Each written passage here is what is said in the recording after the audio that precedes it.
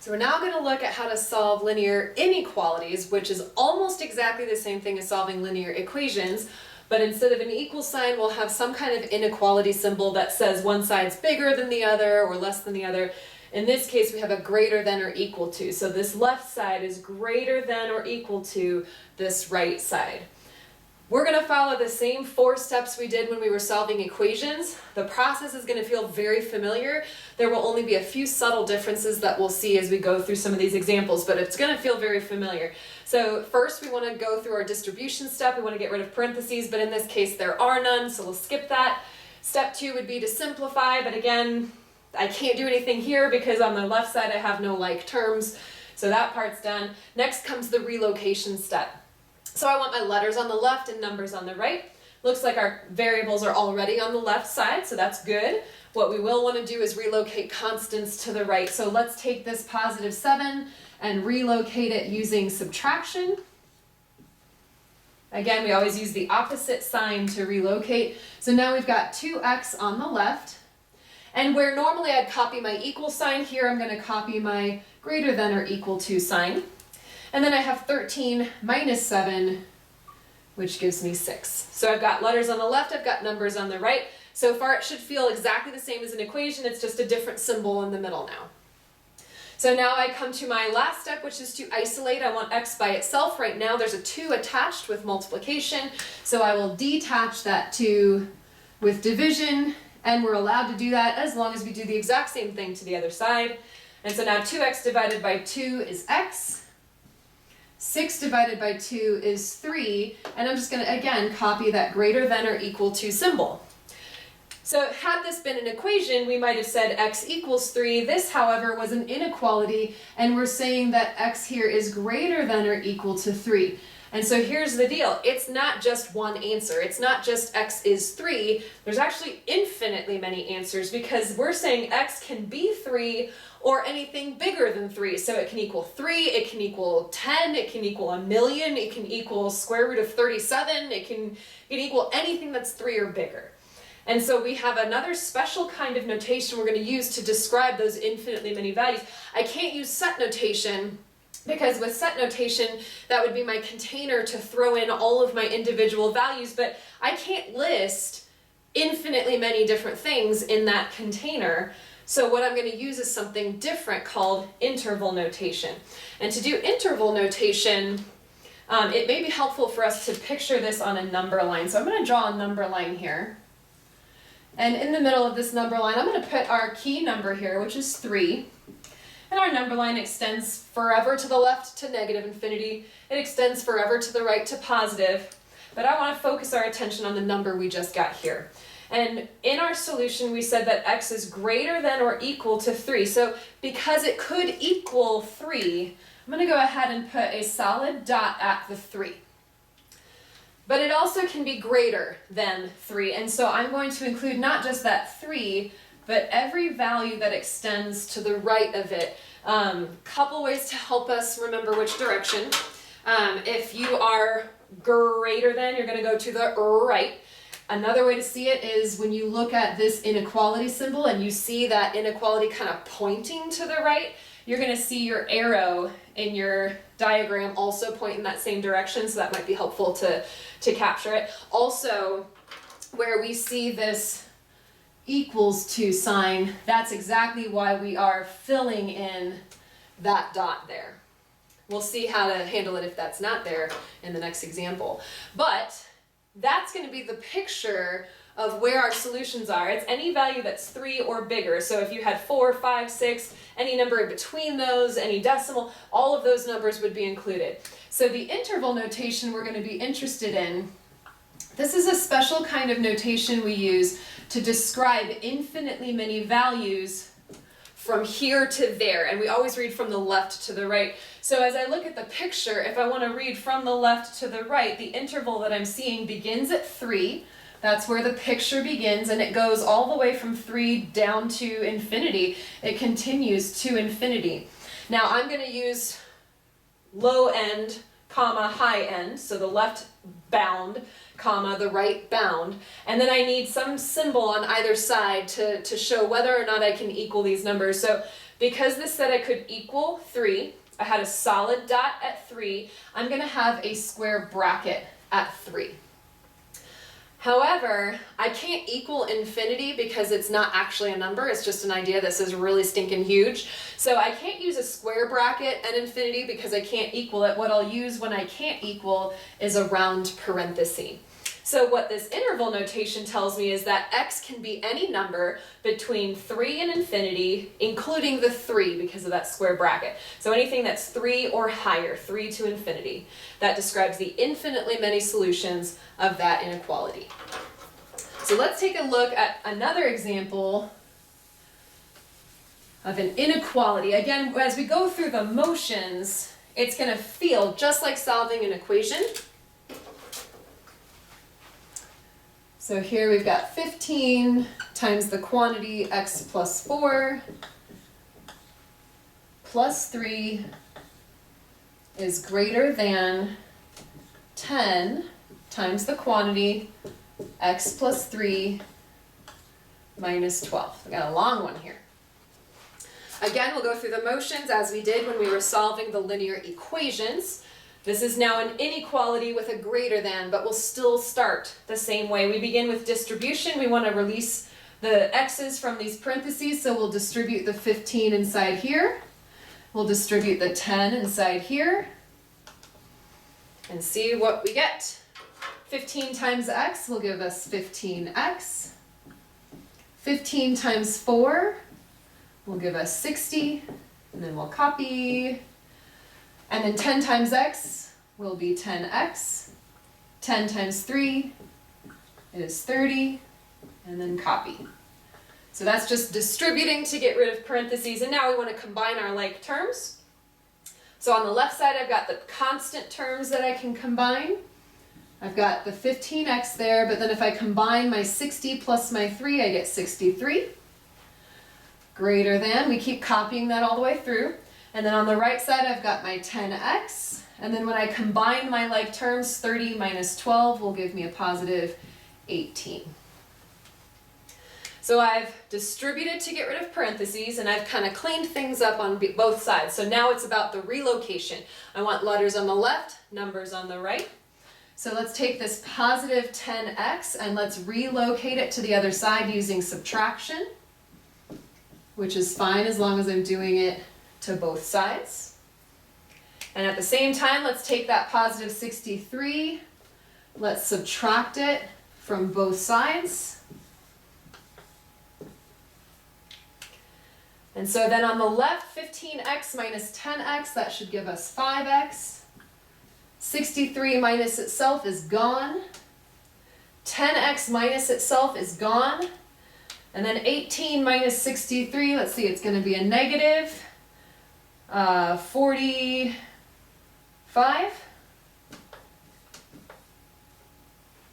So now we've got our letters on the left, our number on the right.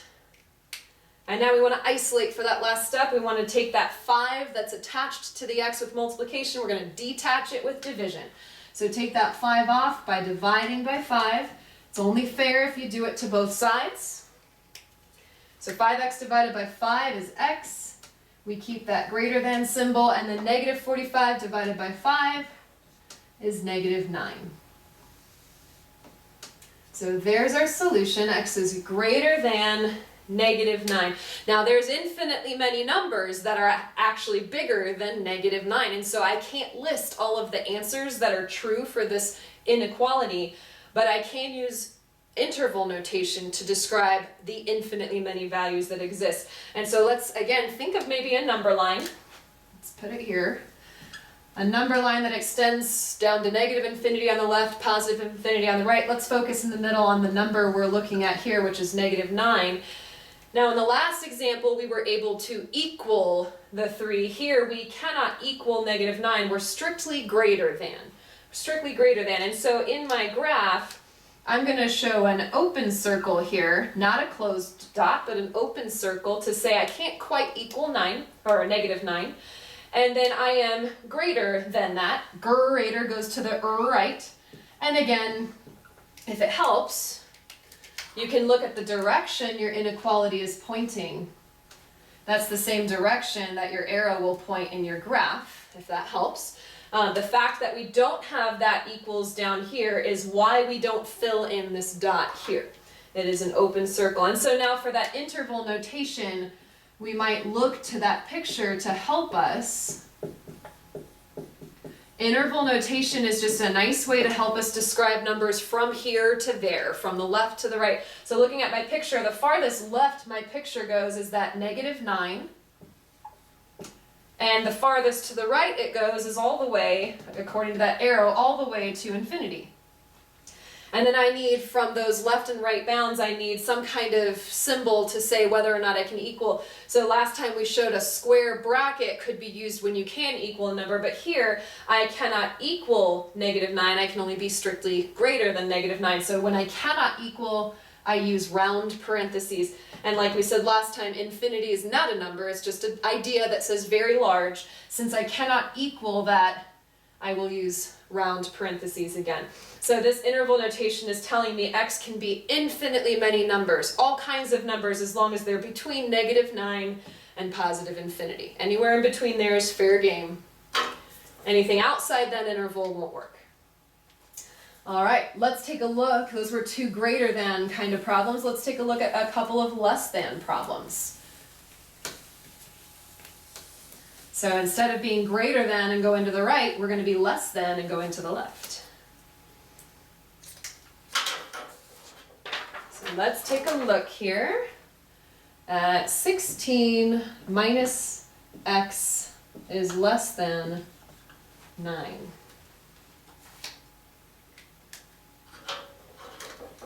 All right. So again, we go through the motions as normal, as though this were an equation, even though it's technically not because I have that less than. But we will start with distribution. I can't do that here. There are no parentheses. Second step is to simplify, but I have no like terms to combine, so I skip that.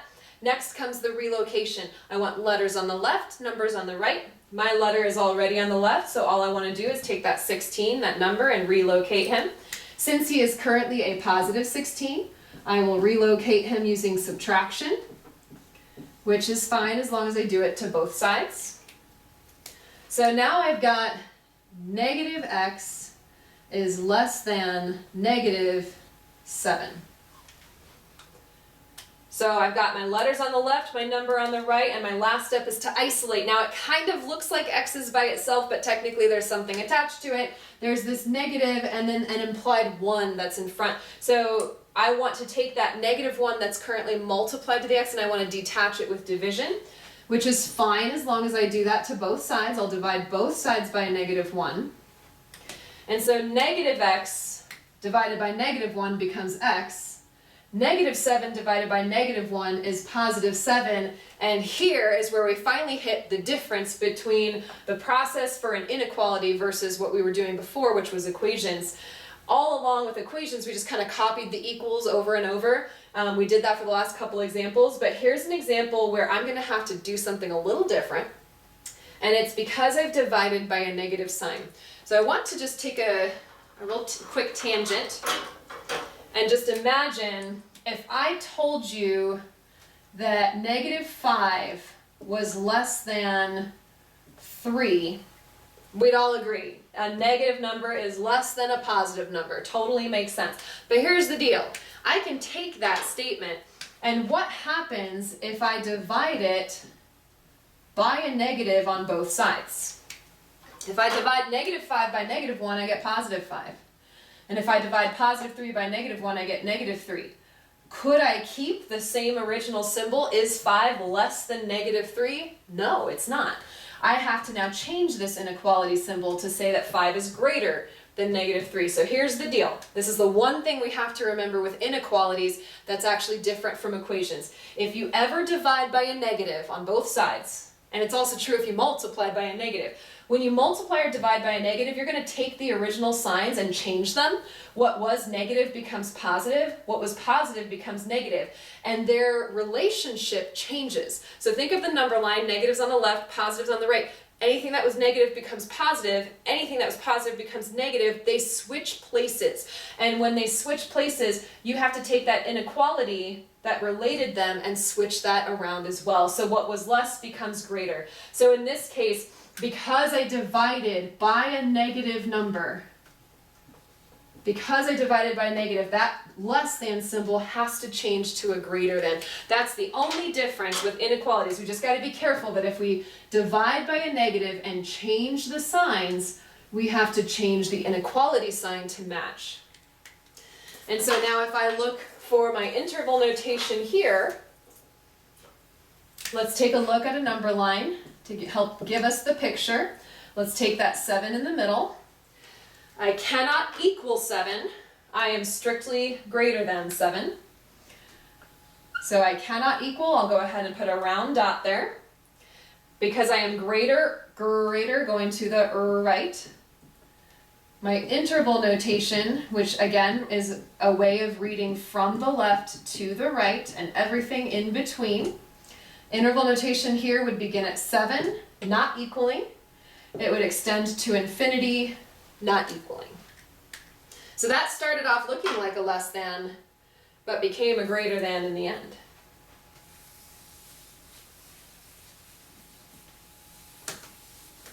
All right, let's try another.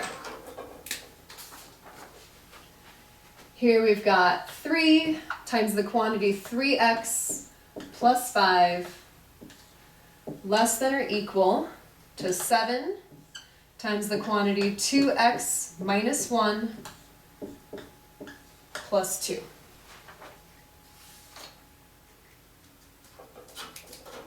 All right, so again, we go through the motions, same as we did with the equals signs, the equations. We're going to start with distribution. We want to get rid of parentheses. So here we'll distribute 3 inside these parentheses. We'll distribute the 7 inside those. And so now everything's released. 3 times 3x will be 9x. 3 times 5 will be 15. We'll copy that less than or equal. 7 times 2x will be 14x. 7 times negative 1 will be negative 7. And we'll copy the plus 2. So just distributing to get rid of parentheses. And now we'll combine the like terms. Now on the left side, I have no like terms to combine, so I leave it. On the right, my only like terms are these constants. So everything's going to copy, except those constants will combine. So negative 7 plus 2 will give me negative 5. And so now comes the big step. This is the relocation step. I want letters on the left, numbers on the right. So I'm going to take this positive 14x and I'm going to relocate it to the left using subtraction, which is fine as long as I maintain that balance, doing the same thing on the other side. 15, which is positive on the left, I'm going to detach it with subtraction to relocate it to the other side as well. So now on the left, 9x minus 14x will give me negative 5x, less than or equal, and then negative 5 minus 15 gives me negative 20. Notice up to this point, I have just blindly copy-pasted my inequality. I copy-pasted it all the way to the end. It's only in this last step of isolate that you may have to be careful. If you ever have to divide by a negative, that's when you change your inequality sign. So in this case, when I divide by negative 5 to detach it from x, negative 5x becomes positive. Negative 20 turns to a positive 4 when I divide by negative 5. And because the signs have changed, that inequality will now change. What was less than or equal will now say greater than or equal. So x is greater than or equal to 4. So again, the only difference between this one and the equations that we were doing is, yes, I do copy this all the way up to the last step, but in the last step, if I ever divide by a negative, I got to change that inequality to point the other direction. So when you divide by a negative, flip that inequality sign back around. And so now if I want to think about my interval notation, let's maybe draw a little number line to help us. Let's put that 4 in the middle from our solution. In this case, I am greater than or equal to 4, so I can equal 4. I'll go ahead and put a solid dot instead of an open circle. And because it is greater than, I'm going to go to the right. And if I want then to read that graph to help me find the interval notation, I'm reading everything from the left to the right. The farthest left I go is 4. The farthest right I go is all the way to infinity. I never equal infinity, so infinity always has a round parenthesis, but I can in this problem equal 4 because that's what my inequality says, that I could equal, I could be greater or equal. So because I can equal 4, I use a hard square bracket. All right, so those were 2 examples where the inequality changed. Let's take a look at a couple more and we'll be in good shape. Most of the work that we're doing is exactly the same as what we were doing when we were solving equations. It's just that last step of isolation that could give us a little bit of trouble, where we just have to be a little careful. So let's take a look here at 5 times the quantity 2x minus 3 is less than 4 times the quantity 2x plus 3. Going through the motions, step 1, we want to distribute to get rid of the parentheses. So here I'll distribute the 5 inside here.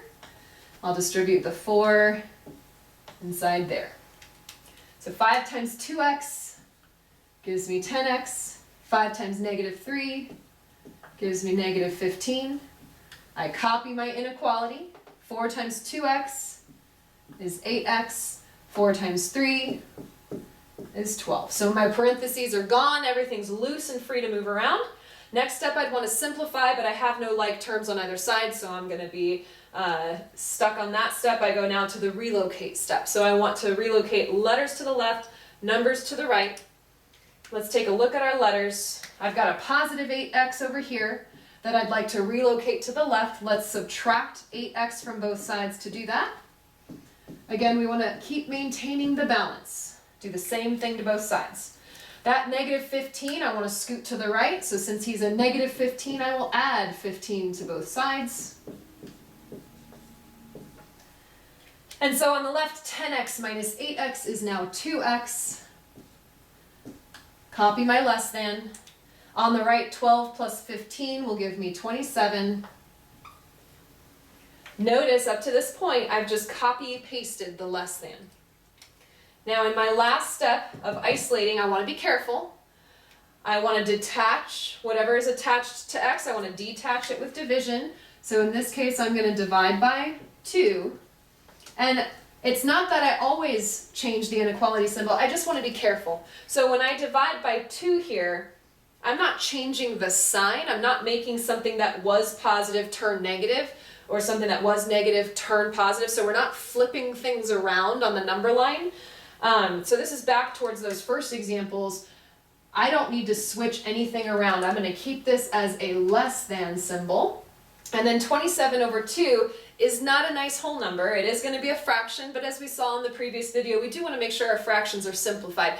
So taking a look at the 27 and the 2, we want to make sure that their GCF is 1. In this case, it is. So we know that that 27 over 2 is a simplified fraction. And so here is our solution. X is any number that's less than 27 halves. So anything that's less than, what, 13 and a half? Any number less than 13 and a half. So let's make our number line again. Here's our number line with our special number in the middle. Doesn't matter that it's a fraction, doesn't change the process. I cannot equal that number. I'm strictly less than. So I will use a round open circle, not a closed circle, open circle. And then because I am less than this number, less than goes to the left. And as we saw earlier, again, you can think the direction that your inequality kind of points is the same direction that your arrow will point in your graph.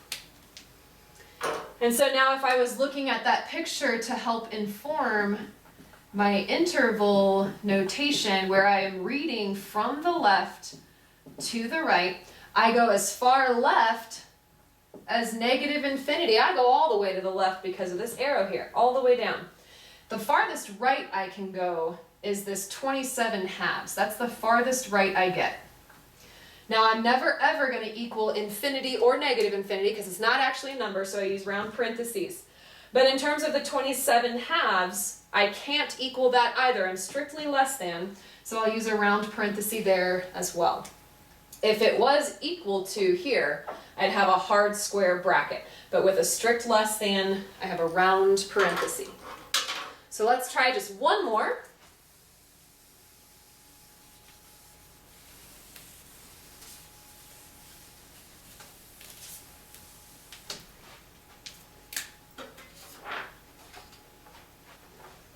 And this will be one we'll have to be extra careful with on our last step. So 4 times the quantity 5 minus 2x plus 11 is greater than or equal to 2 times the quantity x plus 3. All right, now I'm giving you a warning that you're going to have to be careful, but you'll see that we're still going to go through the motions. We don't need to have that hint to be able to do this. So the first thing we do is we distribute. We want to get rid of these parentheses. Get them out of here. So as we loosen things up, 4 times 5 will give us 20. 4 times negative 2x will be negative 8x. And then I copy the plus 11. I copy the inequality. 2 times x is 2x. 2 times 3 is 6. So there's my distribution. All my parentheses are gone. Now I want to simplify, just kind of clean things up. On that left side, my like terms are the constants, the 20 plus the 11.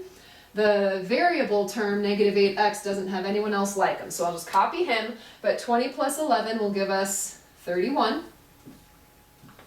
And then on the right side, I have no like terms to combine, so I'll just copy that. So I've gotten rid of parentheses and I've cleaned each side up. Now I want to relocate. I'm going to push the letters to the left and the numbers to the right. So this positive 2x will be subtracted to be relocated. And that's fine as long as I do the exact same thing on the other side. And then this positive 31 will be subtracted to relocate to the other side. I just have to make sure I do the same thing to both sides. So on the left, negative 8x minus 2x gives us negative 10x. I copy my inequality, greater than or equal. It happens all the way through until the last step, potentially. On the right, 6 minus 31 will give us negative 25. And so now I've got letters on the left, I've got numbers on the right. I've now hit the point where I make my last step to isolate. I do have to be careful. If I ever divide by a negative, it will change everyone's sign. And so I will have to change the inequality as well. So negative 10x divided by negative 10 turns that guy positive. Negative 25 divided by negative 10 will turn positive. Now we do want to be careful that we've got the reduced fraction. So taking a look at 25 and 10, what's our GCF? I'm seeing a 5 that goes into both. Now 5 goes into 25 5 times, and 5 goes into 10 twice. So I've got negative divided by negative is positive. 5 over 2 is my reduced fraction, but because negative became positive and negative became positive, because I changed the signs when I divided by a negative, that inequality that used to say greater than or equal to will now say less than or equal to. So my solution is x is less than or equal to 5 halves. And again, if I want to do the interval notation, it can be helpful to see the number line. So let's take a look at the number line here, where in the middle I have my solution part, my number from my solution, 5 halves. It does say that x is less than or equal to, so since I can equal 5 halves, I'll do a solid dot, not an open circle. And then because it is less than, we're going to go to the left. Again, watch where your arrows are pointing. The inequality kind of points to the left, and that's where my picture points. And for my interval notation, where I am reading from here to there, from the left to the right. The left, with that arrow, says it goes all the way down to negative infinity. But as we've seen, we never equal infinity because it's not a number, so I use a round parenthesis. So from the left to the right, the farthest right I go is that 5/2 mark. And because this inequality said I was less than or equal to, because I had that solid dot, I'm going to use a sharp square bracket. So as we're solving these linear quantities, it really does feel exactly as it did when we were solving equations. The only two main differences is that at the end, we may have to change the inequality direction. We didn't have to worry with an equation, it was always just equals. But we may have to change the inequality direction if we divide by a negative, so that's one difference. The only other difference is that instead of set notation for our answer, we are looking at interval notation because there's infinitely many values that we can take on when we're less than or greater than. It's not just one equal to answer. Otherwise, like the equations, the inequalities are solved using the same four main steps. We distribute to loosen things from the parentheses, we simplify by combining like terms, we relocate letters to the left and numbers to the right, and then we finish it out by isolating. But again, with inequalities, be very careful in that last step. Again, if you divide by a negative, the inequality changes directions.